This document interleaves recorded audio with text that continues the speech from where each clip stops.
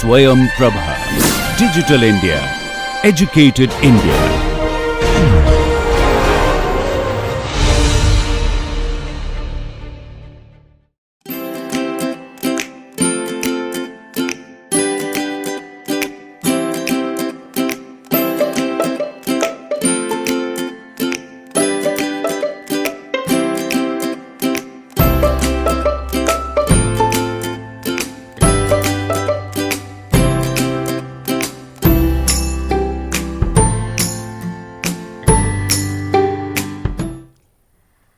Welcome everyone to our online NPTEL course Environmental Chemistry and Microbiology.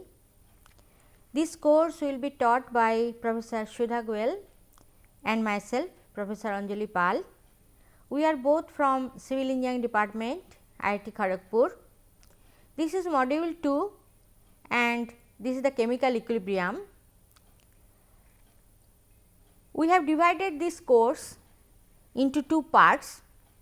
The first part is environmental chemistry, which will be covered by me, and the second part is the environmental microbiology, which will be taught by Professor Sudha Goel. Now, I am coming to my 9th lecture, and this is on the chemical equilibrium. The topics covered in this lecture will be dissociation of acids and bases, dissociation of water, equilibrium concept in complex formation and dissociation. Ionization of acids and bases we have already seen in the acid base chapter. We all know that according to Arrhenius theory, an acid is a compound which gives H plus ion in water, and a base gives OH minus ion in water.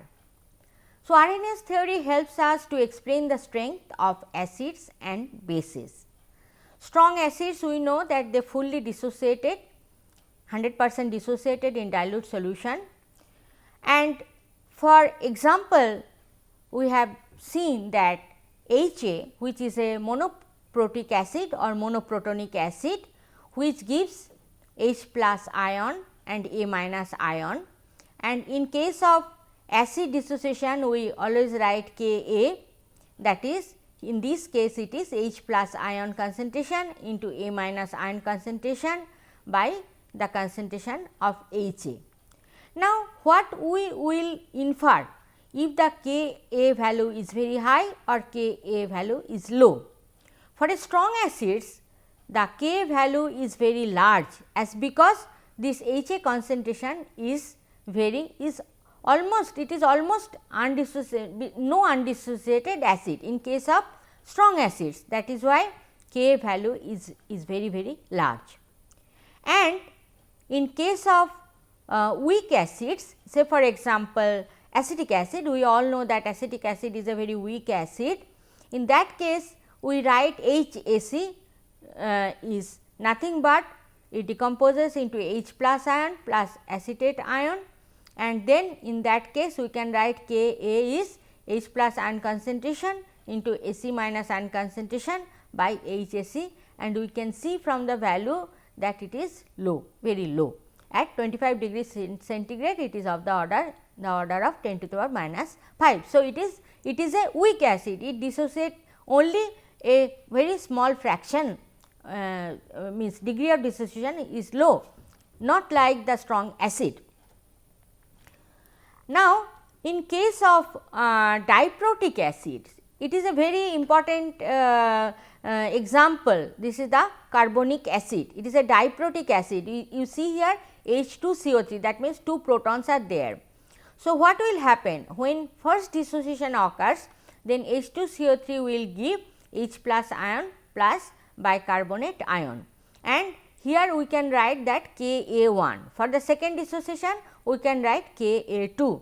Now, in case of Ka2 for this carbonic acid, we can see the value here, it is a very weak acid, it is very weak acid. If we know the pKa value, it is the minus log of K, then we will see it is just below 7.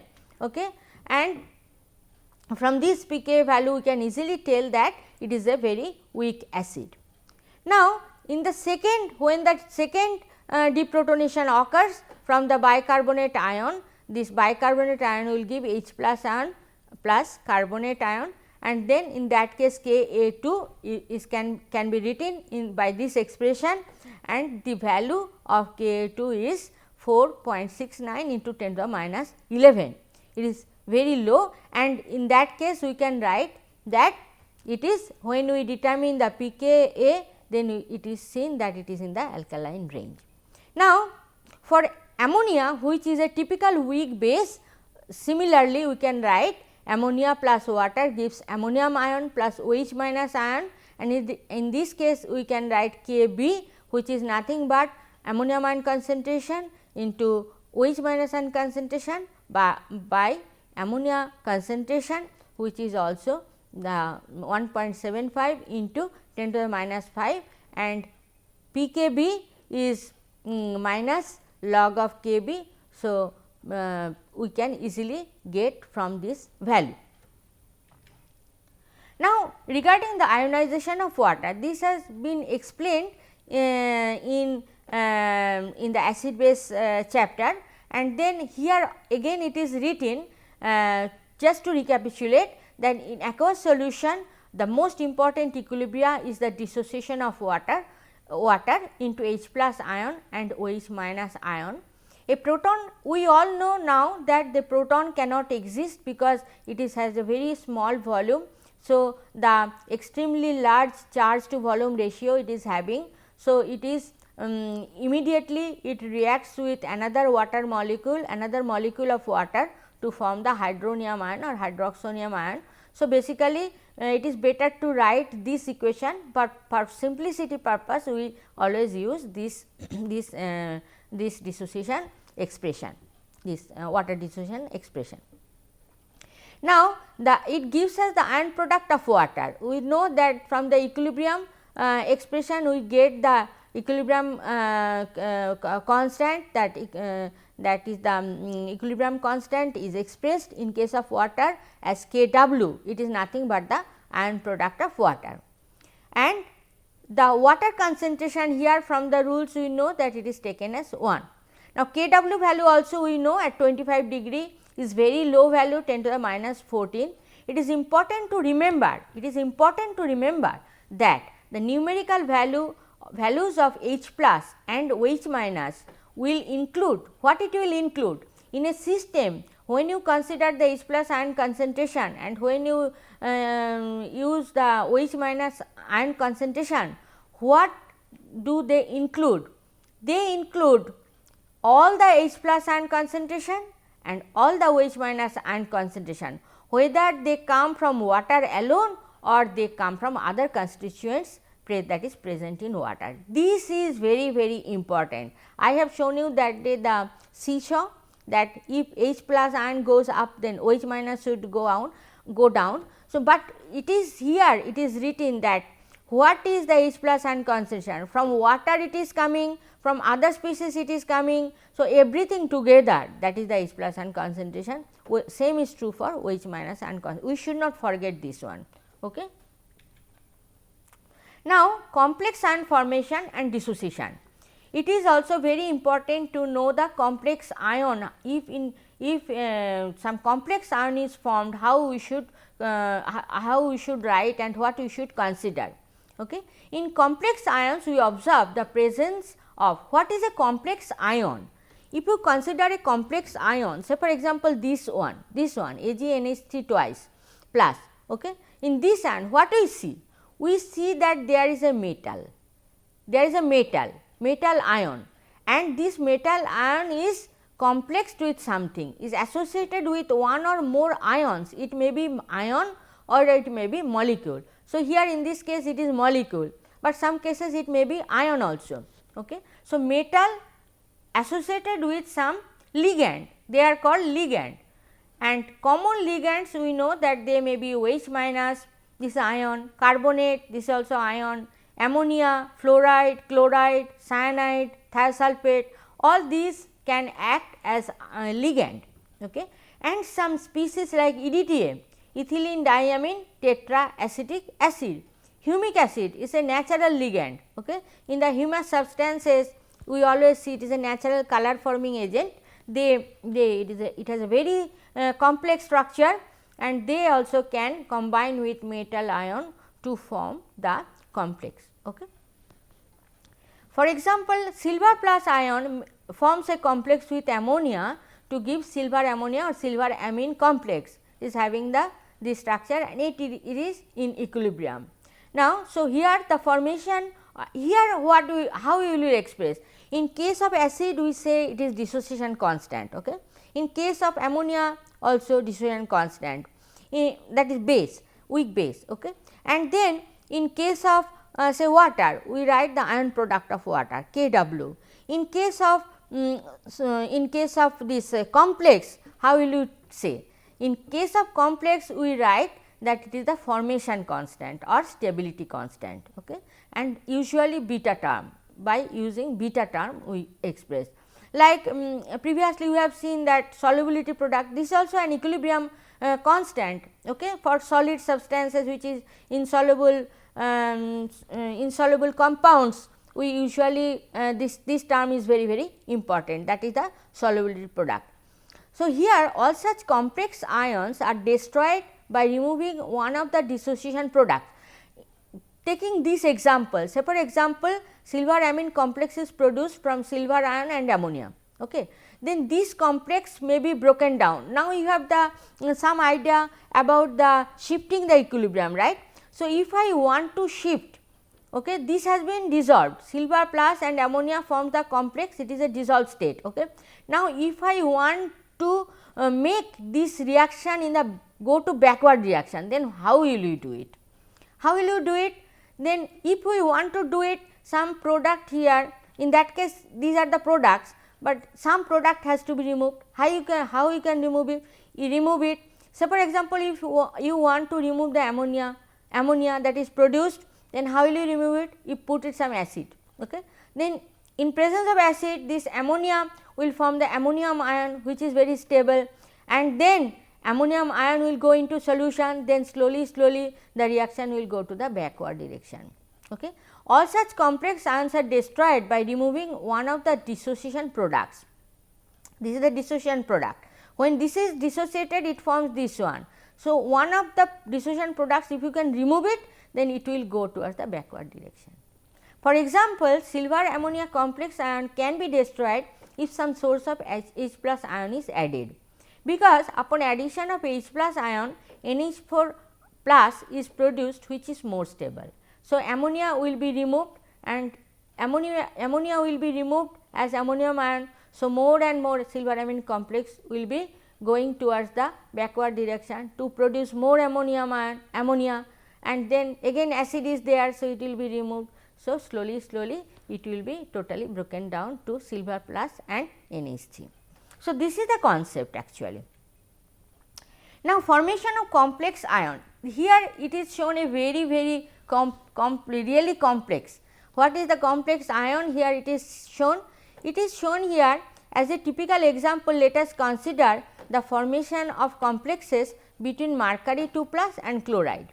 Why I am saying it complex? Because in different proportions chloride can add up to mercury 2 plus to form different species. Okay. At different proportions it can add. Okay. How? It can form say Ag2 plus, it can combine, chloride can combine with Ag2 plus to form AgCl plus, it can form AgCl2, it can form AgCl3 minus, it can form AgCl4 2 minus also, depending on how much chloride is combined. Okay. So, here there are many all the expressions, equilibrium expressions are shown, equilibrium reactions are shown. So, Ag2 plus, when only one chloride ion is combined, then AgCl plus, then another chloride is combined with this one, then AgCl2, another chloride is combined, then this is forming this one, then another is combined. So, all 4 chloride ions are combined. So, it is formed AgCl4 2 minus. Okay. Now, separately we can write the equilibrium expressions. Like for the first reaction we can write K1 is nothing but HgCl plus concentration by Hg2 plus concentration into HCl minus concentration. Similarly, for all reactions we can write K1, K2, K3, K4, and these all are obtained, these value K values can be obtained from the literature. Okay. Now, it is also possible to consider the overall reaction by combining the stepwise reaction. So, in the previous case we have shown single steps, okay, but we can combine, say for example, these two if I combine, okay, then what will happen, Hg2 plus 2 Cl minus, then it will forming HgCl2. Okay. If I combine these three, then HgCl2 plus 3 chloride minus will give this one. So, by combining also we can write in this fashion, okay, HgCl2 2 plus Hg2 plus Cl minus giving this one, then Hg2 plus 2 Cl minus this. So, it is combined. Okay. Now, here it is all are combined. In that case, these are the equilibrium expressions we can write, and we can write beta term. In the previous case we have written K1, K2 in this way, here it is beta way because it is the formation constant, okay, or stability constant. Okay. And we will see, if we just do the homework, we will see that beta 2 is nothing but K1, K2, beta 3 is nothing but K1, K2, K3, beta 4 is nothing but K1, K2, K3, K4 like this. And instability constant, if you take the reciprocal of beta term, then it will be the instability constant. Now, it is written as K instability, K inst, and then this is just the reciprocal. So, in case of beta 4, this is the reciprocal of this one. You can see if you take the reciprocal of this one, then it will become like this. Using, why we are doing this? Using these expressions and the equilibrium constant values, it is possible to determine the concentrations of different species as mentioned above at certain conditions. Say for example, you have a system where mercury 2 plus concentration is known, conditions are known, then chloride concentration is known. Then you are able to tell me how much is there as HgCl plus, how much is there as HgCl2 plus, how much is there HgCl3 minus, like that. All species how much is present. If you know the equilibrium expressions, if you know the K values, then you can easily tell how much amount, how much is the concentration for each species. Okay. So, this is but this is a very complex case, but previous one like silver amine complex, it is a very simple case. Okay. In that case also you can determine that. Now, the references are these are the references, and in the Swayam particularly this mercury reference is there, mercury chloride species, that formation is there, and there is one example also shown. As I told in the previous slide, using these expressions and equilibrium constant values, you can determine the different species. There is a very nice example there. You can solve it. You can solve it by yourself, because you know the concept now. You can solve it by yourself, and finally you can see that whether you have done it correctly or not. If you can do it correctly without seeing the book, the solved problem, then I will know that okay, you have understand what is explained here. Okay. So, please try that. This is a very good example actually to learn, and I hope that you can solve it without seeing the solved problem. Okay. Thank you.